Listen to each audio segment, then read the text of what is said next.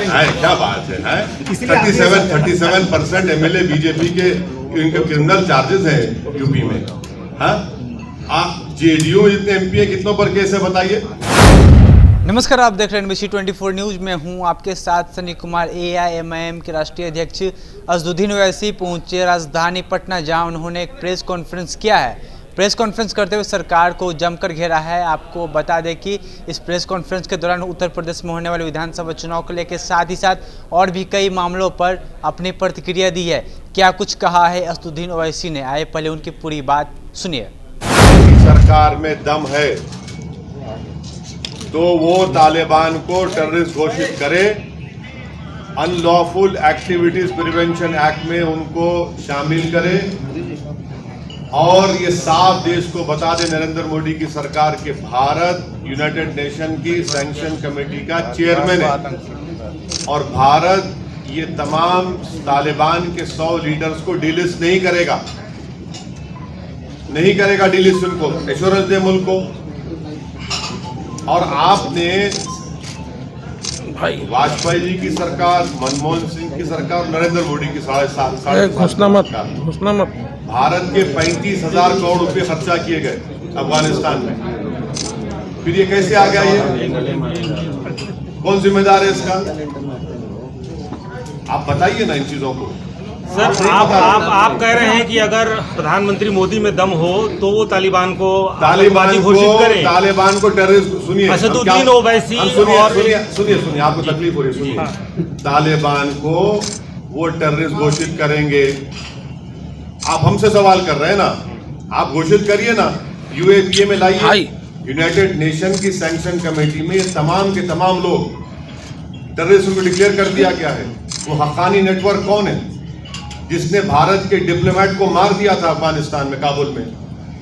वो उनका अभी मिनिस्टर बना हुआ है। तो आपको कौन रोक रहा है? आप सत्ता में है ना, तो हमारा मुतालबा सरकार से, आपको गवर्नमेंट में आप करिए ना, क्यों नहीं करते आप तालिबान को क्या मानते हैं? क्या मानते हैं? क्यों आप ये सवाल हमसे क्यों कर रहे हैं? क्या मानते हैं? हमको क्या करना है तालिबान से? आपने मांग किया है ना, तो आप तालिबान को क्या मानते हैं? आप आतंकवादी मानते हैं? सरकार से हम पूछ रहे हैं, हमारी सरकार से हम पूछ रहे हैं कि आप उनको, यूनाइटेड नेशन ने उनको तो आतंकवादी कह दिया, उनके लीडर्स को जी। आपने अब तक उनको UAPA में लिस्ट में क्यों नहीं डाला फिर? और ये इनके जो ये रिकॉर्डिंग कंपनी के जूक बॉक्स हैं, बक करते रहते हैं बकवास। अरे तुम्हारी सरकार को बोलो ना जाके।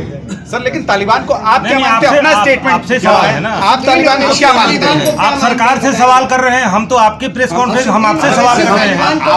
आपने हमसे पूछा कि किसी बीजेपी के नेता ने तालिबान के बारे में हमसे ये कहा है हमारे बारे में। अरे भाई, क्या हर मुसलमान इनको तालिबान नजर आता है क्या?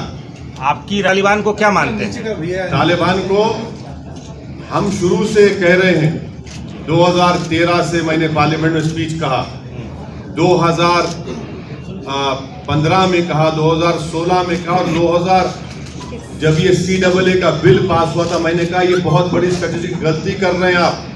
तालिबान आएगा, आप इसको CAA के कानून को आप रिलीजियस न्यूट्रल बनाइए। और बनाने क्या स्पीच सुनिए जाके पार्लियामेंट में हमारी। हमने कहा कि कल आपको ताजिक को, हजारा को, उज़्बेक को, तुर्कमेन को आप भारत में सिटीजनशिप दे पाएंगे? अफगानिस्तान में आ रहे हैं वो लोग। आपने अपना स्ट्रेटेजिक बहुत बड़ा ब्लंडर कर दिया वहां पर। ये आपने क्या? अरे ये देखिए, तालिबान से असदुद्दीन ओवैसी को क्या करना है? क्या करना है हमको? आप ये आपके दिमाग शक करते हैं हम पर। इस तरह का सवाल करना आपका शक नहीं, आपका शक सवाल है। बिल्कुल शक करना है, शक नहीं है, ये सिर्फ सवाल है। ये सिर्फ एक सवाल है। आपने सरकार से सवाल किया, इसलिए हमारा आपसे सवाल था। आपका नजरिया पूछा जा रहा है। अरे नजरिया संविधान का है हमारा, भारत का संविधान के ऊपर ओवैसी साहब ये बताइए कि तालिबान हमको मुल्क से, भारत से मतलब, हमको दूसरे पड़ोसी से क्या मतलब? हमको नजरिया क्या नजरिया? कौन सा नजरिया? हमारा नजरिया संविधान का है। नहीं, हमारा नजरिया कॉन्स्टिट्यूशन का। इसी संविधान के नजरिए से आप क्या मानते हैं, ये तो बता दीजिए। इसी संविधान के नजरिए से सरकार को तय करना। नहीं, ओवैसी साहब ये बताइए। अच्छा, इसी संविधान के नजरिए से भारत सरकार को तय करना है कि वो टेररिस्ट ऑर्गेनाइजेशन में शामिल करेंगे नहीं करेंगे। और ये संविधान के नजरिए से हमको पूरा हासिल है कि हम अपने मजहब पर चले, हम भारत के शहरी हैं। ये हर चीज दुनिया में संविधान वो हो रहा है, हम तो क्यों पूछ रहे हैं? ये बताइए कि और भारत पर उसका क्या असर पड़ेगा? ऑन रिकॉर्ड ये बात कहा कि ये जो तब्दीली आई है ये पाकिस्तान, चीन, ये इनको मजबूत करेगा और मुस्तकबिल में हो सकता है फ्यूचर में ये भारत के लिए एक फिक्र की बात हो सकती है। ये मेरा ऑन रिकॉर्ड मैं कह चुका हूं, ऑन रिकॉर्ड इस बात को कह चुका हूं। और उसके बावजूद भी हमारा एम्बेसडर उनसे मिलता है, हम मिलते हैं उनसे। और जो लोग भारत की एम्बेसी में काम करे थे अफगानी, उनको क्या लाए हमने? छोड़ दिया हमने उनको वहां पर, छोड़ दिया हमने उनको वहां पर। 4 हमारे कॉन्सुलेट थे, एक एम्बेसी हमारी थी वहां पर। हर साल 900 अफगानी को 800 अफगानी को हम लाकर यहां पढ़ाते थे भारत में। 16,000 अफगानियों को हमने तालीम दिलाई, पढ़ाया, लिखाया, काबिल बनाया। अब क्या पोजीशन है हमारा बताइए वहां पर? हमने छाबार पोर्ट को डेवलप किया ईरान से ट्रेड करने के लिए। यही तो हम जानना चाह रहे हैं ना। और ये बातें पूरी हमने ऑल पार्टी मीटिंग में भी कही थी, पूछ लीजिए भारत सरकार से। ये सवाल हमने उठाए वहां पर, बोलिए क्या करेंगे आप?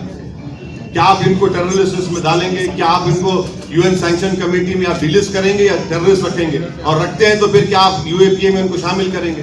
और अगर नहीं करते तो अपने बीजेपी के लोग जो बकवास कर रहे हैं उनको रुकाइए। यहां पर यह सवाल उठता है ना, तो सरकार से हर आदमी जाके बोल रहा है, जो इनके खिलाफ है उसको खड़े होकर शुरू हो जाते हैं। सर, आपकी पार्टी के नेता बिहार में फिलिस्तीन और इजराइल पे बयान दे सकते हैं और आप राष्ट्रीय नेता हैं, आप कह रहे हैं कि हमको अफगानिस्तान के मसाइल से कोई मुतालबा नहीं है। आपने कभी पढ़ा महात्मा गांधी ने क्या कहा फिलिस्तीन के बारे में? आपने पढ़ा कभी? नहीं, आपने कहा कि अफगानिस्तान के मसाइल से मेरा कोई मुतालबा नहीं है। आपको इतना दर्द क्यों रहा है पेट में? सुन तो लीजिए ना, सवाल आपका बहस करना चाहे तो आ जाइए, डिबेट कर लेते हैं। आप जर्नलिस्ट से सवाल किया ना, जवाब सुनिए। सर, नेताओं को पेट में दर्द होता है, हम तो सिर्फ सवाल करते हैं। नहीं, हम तो सिर्फ सवाल कर रहे हैं। हमको नहीं होता, हम बहुत तो फिर हमको होता है, तो हमको थोड़ी ना होता है। हम सिर्फ सवाल कर रहे हैं। सवाल करिए, जवाब भी। नेताओं का काम है दर्द नेताओं का काम जवाब देना और आपका काम सुनना है पत्रकारों को, बहस से करना नहीं है। बताइए, यूनाइटेड नेशन के रेजोल्यूशन है फलस्तीन के ऊपर कि इजराइल काबिज है वहां पर, है नहीं है? यूनाइटेड नेशन के भारत हमेशा से फलस्तीन को तारीफ है। क्या बात है? 37% एमएलए बीजेपी के इनके क्रिमिनल चार्जेस हैं यूपी में। हाँ, आप जेडीयू जितने एमपी है कितनों पर केस है बताइए? ये सब क्या है? लोकप्रिय नेता है पूरे ये। आप भी उसी धारा में चलेंगे ना? अरे अलग कहाँ? अरे जब आपके लिए अच्छा है तो मेरे लिए भी अच्छा होना चाहिए ना। ठीक है। आप ओवैसी साहब, उमर खालिद साल भर से जेल में है। दूसरों के दाग आपको दूध की तरह नजर नहीं आते। नहीं, वो तो आपको दिखता है कि वो जख्म है। नहीं तो उस हिसाब से अतीक अहमद आपको फ्रीडम फाइटर नजर आते होंगे।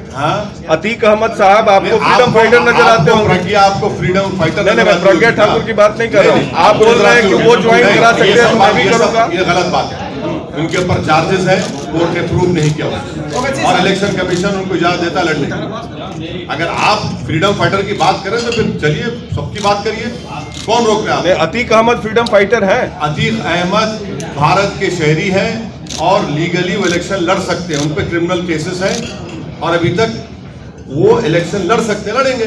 क्यों बात है? आप लड़ा रहे हैं उनको? बिल्कुल लड़ाएंगे। मुख्तार भी आ रहे हैं। नहीं, वो बात अभी जब होंगे बताएंगे।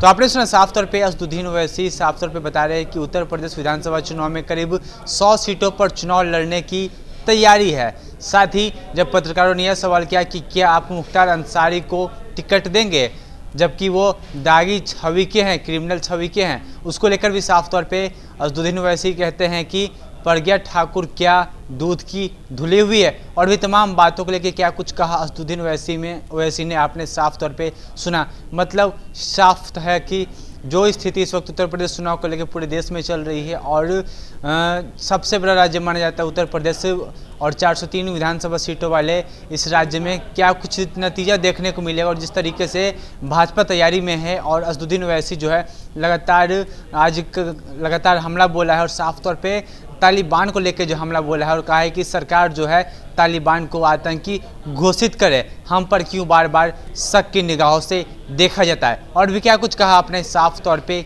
सुना है। तो आप ऐसी खबरों के लिए बने रहे NBC 24 न्यूज़ के साथ। फिलहाल के लिए इतना ही, मुझे दीजिए इजाज़त, धन्यवाद।